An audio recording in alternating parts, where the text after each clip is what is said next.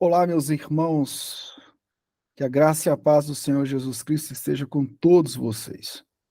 Eu estou aqui gravando esse sermão porque nós tivemos um problema técnico na transmissão da pregação no domingo, e nós estamos em Lucas 13, 31 a 35, né? E que Deus abençoe vocês nesse momento, ó, quem está assistindo aí, e que Jesus possa transformar as vossas vidas através da ação do Espírito Santo, na instrumentalidade da palavra do Senhor, converter corações, santificar vidas, para que, de fato, um dia nós possamos nos encontrar com o Senhor. Isso é pela graça, mediante a fé justificadora na ação, na bondade exclusiva, única de Jesus Cristo de Nazaré. O texto da palavra do Senhor nos diz a seguinte questão. Olha só, Lucas 13, do 31 ao 35. Vamos lá. Olha aí. Diz assim: naquele mesmo momento, alguns fariseus aproximaram-se de Jesus e lhe avisaram: parte agora mesmo e vai-te daqui, pois Herodes intenta matar-te. Ele, entretanto, lhes ordenou: ide, anunciar a essa raposa que hoje e amanhã expulso demônios e curo enfermos, e no terceiro dia estarei pronto. Contudo, prosseguirei o meu caminho hoje, amanhã e depois de amanhã. Afinal, nenhum profeta deve morrer fora de Jerusalém. Jerusalém, Jerusalém, que matas os profetas e apedrejas os que te foram enviados. Quantas vezes eu quis reunir os teus filhos como a galinha reúne os seus pintinhos debaixo das suas asas, mas vós não o aceitastes. 35. Eis que a vossa casa vos ficará desabitada, e com toda a certeza vos asseguro que não mais me vereis, até que venhais a proclamar: bendito o que vem em nome do Senhor. Bendito o que vem em nome do Senhor. Bom, nós temos um texto que nos desafia e nos consola, nos exorta e, ao mesmo tempo, nos alegra. Quando nós pregamos o Evangelho de Jesus Cristo na atualidade, nós precisamos entender que existem desafios. Jesus estava indo para Jerusalém. O caminho de Jesus rumo a Jerusalém é o caminho onde Deus, através do seu Filho, executaria o plano redentor prometido lá em Gênesis 3,15, que foi reverberado em toda a progressividade da revelação divina ao povo de Deus no Antigo Testamento. E agora chegou o momento dessa caminhada de Jesus rumo ao alvo, a redenção final das nossas vidas. E o sacrifício de Jesus na cruz custou muito, custou o próprio sangue dele. E Herodes, através da soberania de Deus, havia anunciado sobre a questão do risco que Jesus corria, e Jesus foi avisado. Bom, quais são os riscos que eu e você corremos hoje por pregar o Evangelho de Jesus Cristo? Quais são os riscos que sua família corre? Nós estamos vivendo num momento muito conturbado da história da humanidade. O cristianismo tem sido substituído paulatinamente no espaço público por outras narrativas. Nós temos aí um período de secularização, um período chamado de pós-cristão e com muitos desafios. Bom, esse texto nos oferece muitos desafios que podemos aplicar para os dias atuais. Tá? Bom, Jesus aqui está a caminho de Jerusalém, naquele mesmo momento. Né? Alguns fariseus aproximaram-se de Jesus e lhe avisaram. Né? Jesus tinha acabado de tratar de uma mensagem dura sobre o reino e a porta estreita, que está no versículo 22 ao versículo 30, né? Diante daquela pergunta sobre quem haverá de ser salvo, e naquele mesmo momento, diz o texto, alguns fariseus aproximaram-se de Jesus e lhe avisaram: parte agora mesmo e vai-te daqui, pois Herodes intenta matar-te. Herodes intenta matar-te. Bom, a primeira coisa que nós podemos aprender desse texto é que pregar o evangelho traz o risco de rejeição e também hostilidade. Hostilidade fora da igreja. Então, pregar o evangelho traz o risco de rejeição e hostilidade cultural fora da igreja. O centro do livro de Lucas é o capítulo 19, versículo 10. Ele veio buscar e salvar o que estava perdido. Ele, como segundo Adão, como substituto perfeito para pagar a nossa dívida, o nosso pecado diante de Deus. Ele não veio para massagear o nosso ego. Ele não veio para nos dar uma mensagem de autoajuda. Ele veio para anunciar o reino de Deus. E essa mensagem, quando é anunciada, ela causa dois efeitos. Ou ela traz o povo de Deus para perto, através do Espírito Santo, que convence o homem do pecado, da justiça, do juízo, através da pregação do evangelho. Ou essa mensagem vai repugnar, vai trazer repugnância, vai trazer perseguição. E dos versos 31 ao 35, nós temos claramente o Jesus aqui se entristecendo por Jerusalém. Né? E Jesus, nesses versículos, ele responde à advertência dos fariseus. Os fariseus chegam para Jesus, né, dizendo que existe um plano para matar Jesus. Isso está dos versículos 32 ao 33. Mas que também Jerusalém, o texto vai falar de Jerusalém que rejeita os profetas. Só que Jesus aqui não é mais um profeta. Jesus não é qualquer profeta. Jesus é o profeta obediente e sofredor. Aquele prometido, né, que seria rejeitado pelo próprio povo. Versículo 33. Então, nós entendemos que quando nós pregamos o evangelho, nós sofremos hostilidade fora. Aqui a gente tem uma hostilidade por parte de Herodes, que faz parte do plano soberano do Senhor. Jesus teria que morrer pelos nossos pecados. E aprove ao Senhor escolher a morte romana.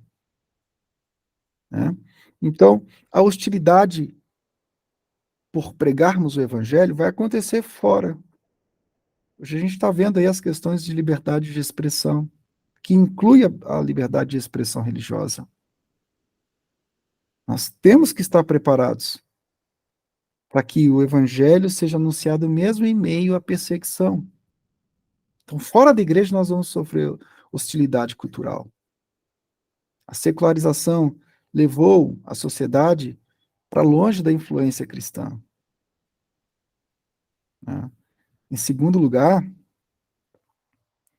em primeiro lugar ainda, nós temos que considerar que essa hostilidade que Jesus enfrentou fora do contexto de Israel, ou seja, na questão de Herodes, é uma hostilidade que hoje tem outros nomes.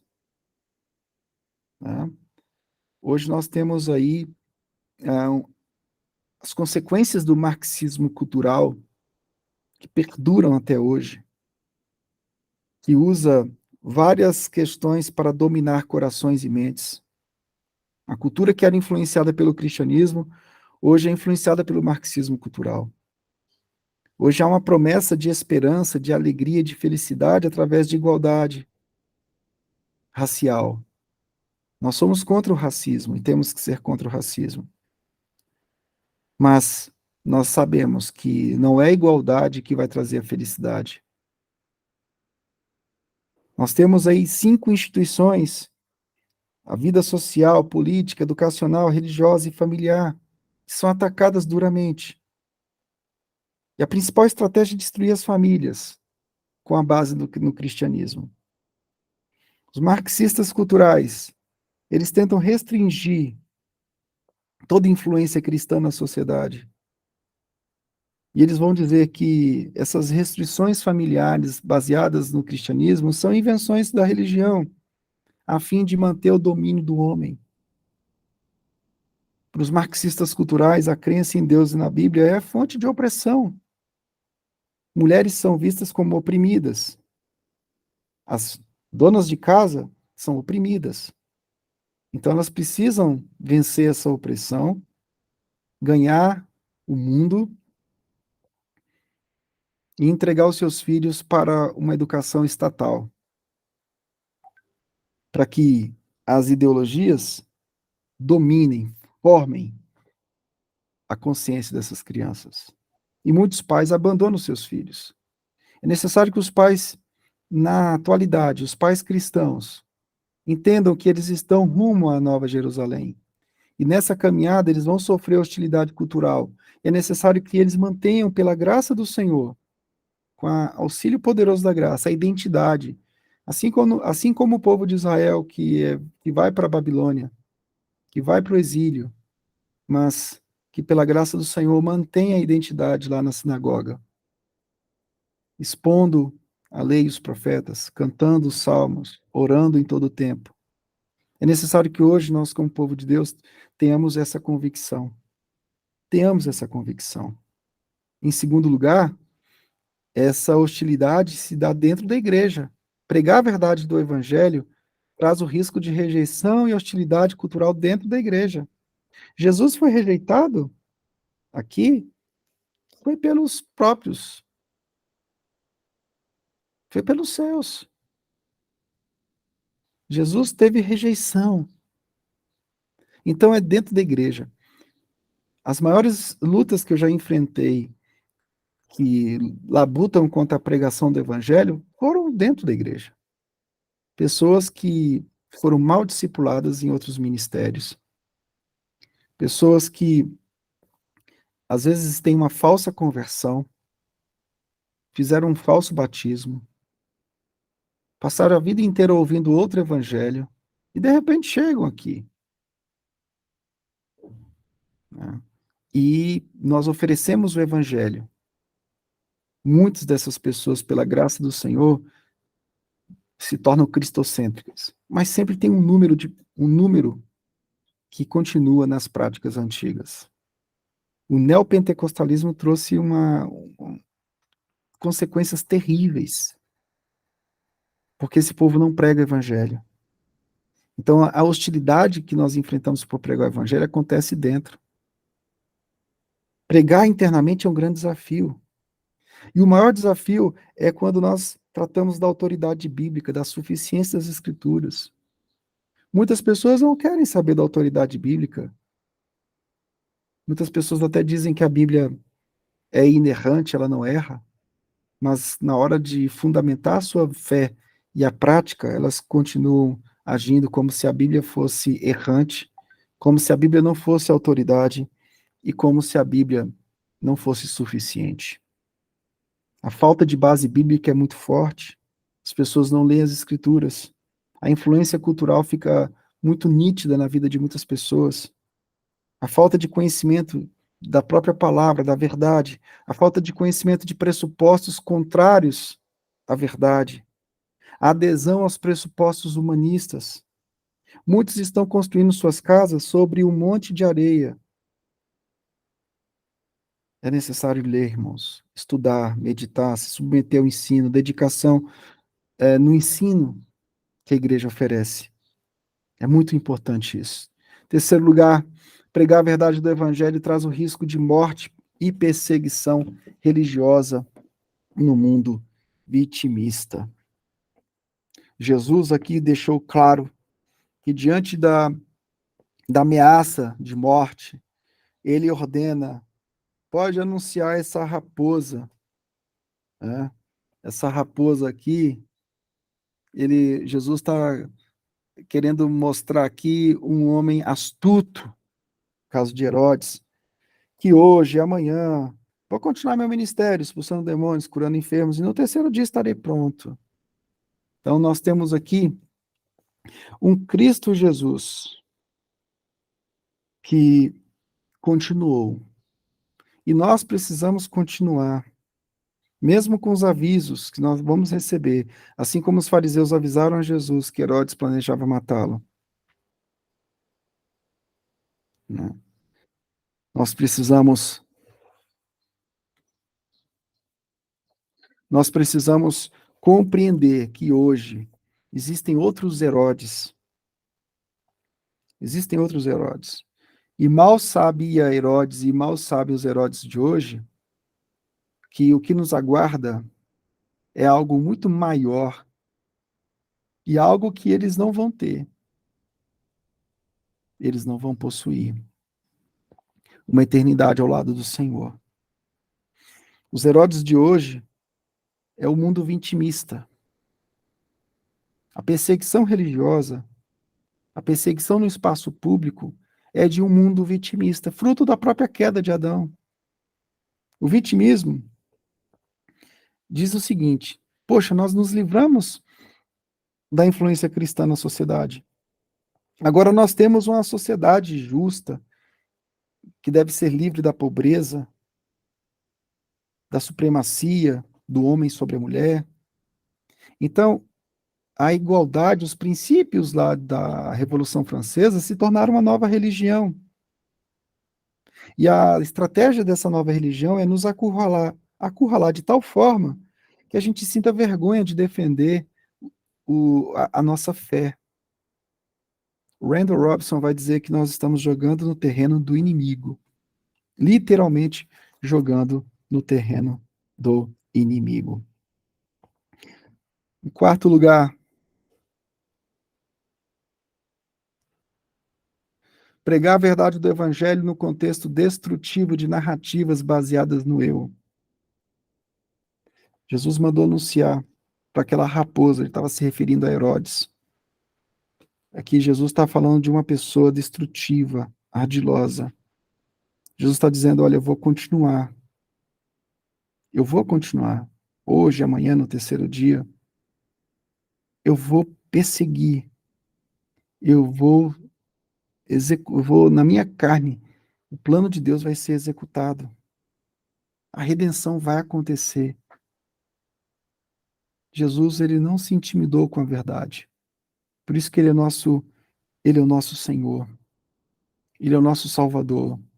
Ele é o que governa as nossas vidas hoje e vai governar as nossas vidas por toda a eternidade. Quais são as raposas de hoje? Quais são as raposas de hoje que vão tentar frear a nossa caminhada rumo à Nova Jerusalém? Vamos lá. Elas não vão conseguir, assim como essa raposa aqui chamada Herodes não impediu o plano de Deus, mas essas raposas existirão. As raposas de hoje são narrativas que exploram as queixas do passado. Muitas mulheres que se consideram vítimas o tempo todo, vítimas dos homens, das normas, vítimas do cristianismo. Há uma rejeição do passado cristão, os papéis tradicionais são vistos agora como restritivos. Bom, a gente sabe que muitas coisas aconteceram que não foram boas, mas a igualdade feminista alcançou até mesmo as questões de afeição sexual. Hoje nós temos uma, uma máxima: o eu prevalece. A gente tem que decidir, pela graça do Senhor, entre o eu e o Deus soberano. O eu tem feito com que o currículo escolar contemple visões contrárias àquilo que a sociedade sempre foi influenciada. E se você defende a sua fé, você vai ser ridicularizado. Se prepare para ser totalmente ridicularizado. É isso que vai acontecer. 5. Em quinto lugar, pregar a verdade do evangelho traz riscos de morte física e de reputação. Versículo 33. Contudo, prosseguirei meu caminho hoje, amanhã e depois de amanhã. Afinal, nenhum profeta deve morrer fora de Jerusalém. Então, aqui nós temos o quarto anúncio sobre a morte de Jesus. O primeiro anúncio foi no capítulo 9, 22, 9, 44, 12, 50 e agora no 13, 33. A passagem está clara. Jesus informa que continuará seu ministério, que depois irá a Jerusalém, onde será a sua morte. Agora, o que a gente tem que entender é que o destino dele está traçado pelo Deus eterno e não por Herodes. Fisicamente, através da soberania de Deus, Herodes foi o meio usado. Mas o plano de Deus, o plano redentor do Senhor, foi estabelecido e será cumprido. E a passagem termina com o cântico de lamento sobre Jerusalém, nos versículos 34 e 35. Bom, no verso 33, no versículo 33, que fala que nenhum profeta deve morrer fora de Jerusalém, isso mostra o que Jeremias 26, do 20 ao 23, trata, por exemplo, quando do assassinato do profeta Urias em Jerusalém pelo rei Jeoaquim, além de outros eventos proféticos. O apedrejamento era a forma mais comum de execução, até mesmo em casos de blasfêmia. Então, essa declaração de Jesus é uma declaração que ecoa o Antigo Testamento. E para os dias atuais, nós podemos entender que em alguns países morte física pode ser a consequência, mas no Brasil a gente vai perceber que a morte da reputação vai ser uma das consequências. As pessoas tentarão nos desconstruir de todas as formas, mas a gente sabe que a gente não vive da nossa reputação.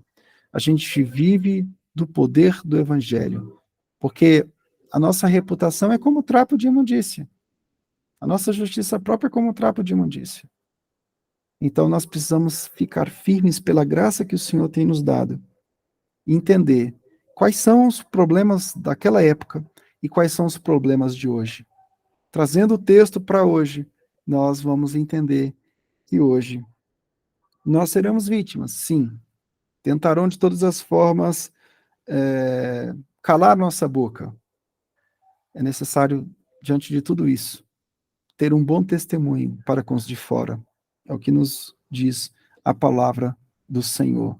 Porque a tentativa de hoje é mexer não só com a parte física, mas essa vitimização que eu falei do ponto anterior leva sempre para uma acusação de reputação. Em sexto lugar, pregar a verdade do evangelho é falar da ira e da graça de Deus que é ridicularizada. Jesus, no versículo 34, ele tem aqui um lamento. Ele diz que queria reunir os seus filhos, ou seja, mostrando que a era da salvação chegou. Mas muitos deles recusaram. Apesar da oferta de salvação de Deus, nem todos responderam positivamente. Quando a palavra do Senhor é anunciada, quando o evangelho chega, alguns vêm e outros, eles não vêm. Deus é que sabe de todas as coisas no plano soberano. Quantas vezes eu quis juntar vocês como a galinha junta seus filhotes debaixo das asas, e vocês não quisestes. Aqui lembra muito o Antigo Testamento, e o cuidado do Senhor sobre Israel, em Deuteronômio 32, 11. Jesus está mostrando aqui a figura do cuidado, da proteção, o pregador do reino, que vem e demonstra com a sua própria vida, com o seu próprio corpo, com o seu próprio serviço, o cuidado salvífico do Senhor. Em sétimo e último lugar, pregar a verdade do Evangelho e anunciar a desolação e o livramento para os que não confiam em si próprios. 13:35 diz: Eis que a vossa casa vos ficará desabitada, e com toda a certeza vos asseguro que não mais me vereis até que venhais a proclamar: Bendito que vem em nome do Senhor. A casa ficará desabitada. Isso mostra a profecia de Jeremias contra Jerusalém, no capítulo 12, 7 de Jeremias. Mas bem-aventurado aquele que vem em nome do Senhor. Aqui uma citação do Salmo 118, 26. Uma afirmação positiva no contexto da adoração da identidade do Messias. De fato, somente aqueles que reconhecem Jesus como Messias prometido verão Jesus novamente. Aqui, claramente, nós vamos identificar que para os que negam a mensagem do Evangelho, restará um juízo definitivo. A vossa casa ficará abandonada. Esse termo casa não se refere somente a templo ou a casa em si, mas a Jerusalém, o centro de Israel como povo de Deus. De fato, Jesus está mostrando aqui que muitos, ao invés de serem recolhidos sob as asas de Deus, terão as suas casas desoladas. A casa de muitos será deixada vazia e exposta. Isso demonstra que, de fato, o juízo de Deus, o juízo final do Senhor virá, não tardará. E o Senhor vai cumprir. Ele vai cumprir com a promessa de salvar os que são da fé, mas de lançar no inferno aqueles que são obstinados. Deus, na sua soberania, que cuida dessas coisas. Eu não tenho que ficar com justiça própria, pensando em quem vai e quem não vai. Eu tenho que pregar o Evangelho. Eu tenho que anunciar o Evangelho. Eu tenho que anunciar essa mensagem. Porque somente aqueles que reconhecem Jesus como Messias, como Salvador, como substituto perfeito de Adão e de nossas vidas, como herdeiros do pecado de Adão. Somente estes, pela graça do Senhor, mediante a fé em Cristo, verão Jesus definitivamente na Nova Jerusalém. E eu quero ver Jesus. Eu quero morar eternamente com o Senhor. Aos que reconheceram isso pela fé, mediante a graça, pela fé, diremos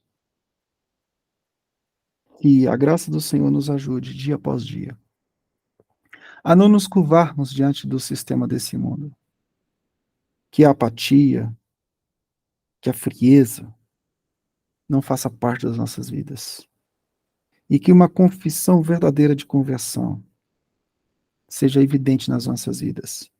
Porque se nós tivermos feito uma falsa conversão, um falso batismo, a nossa casa ficará desolada. Nós precisamos confessar Jesus no batismo, a nossa regeneração, ou seja, a nossa passagem para as consequências da ira eterna de longe de Deus, para a salvação através de Cristo,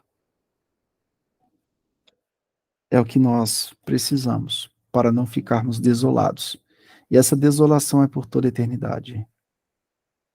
Se nós sofremos hoje, é só um aviso de que esse sofrimento pode durar por toda a eternidade. Mas com Cristo, nós teremos paz, alegria, sempre, por todo sempre. Que Deus te abençoe, Deus te guarde, que Deus nos guarde, e que essa mensagem do Evangelho tome conta da sua vida hoje. No nome santo de Jesus. Amém e amém. Um abraço para todos vocês.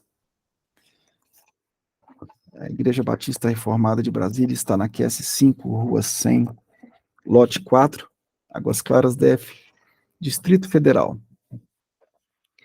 Venha fazer uma visita. Que Deus te abençoe, no nome de Jesus. Tchau, tchau.